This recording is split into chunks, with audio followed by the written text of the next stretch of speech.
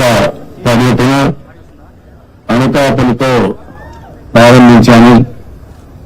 ఎందుకంటే నేను ఒకటి ఆలోచించాను, ఎక్కడైతే ఎక్కువ ఓట్లు వేశారో ఆ ప్రజానికి రుణం తీర్చుకోవాల్సిన బాధ్యత నా మీద ఉంది. రాష్ట్రంలో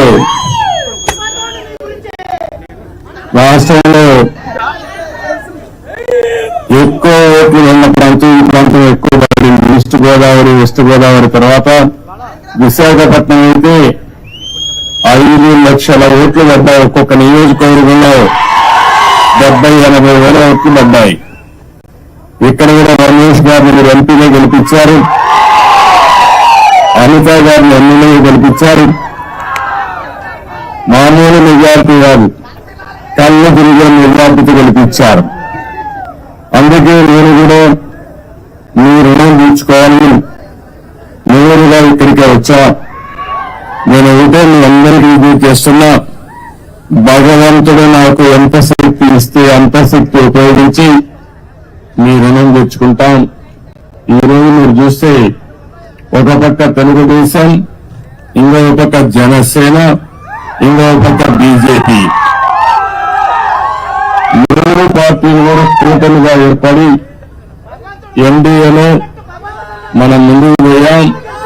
మీరు చూస్తే ఏదైతే అరాచకాలు చేసిన వ్యక్తిని, తప్పులు చేసిన వ్యక్తిని ప్రజాకోర్టులో ఏ విధంగా శిక్షించారో మొన్న ఎన్నికలకు ఉదాహరణ మాత్రం. ఎవరైనా సరే రాజకీయాల్లో విడిగితే వాళ్ళని కరెక్ట్ చేసే శక్తి మా ప్రజానీకానికి ఉంది. అదే మొన్న జరిగింది.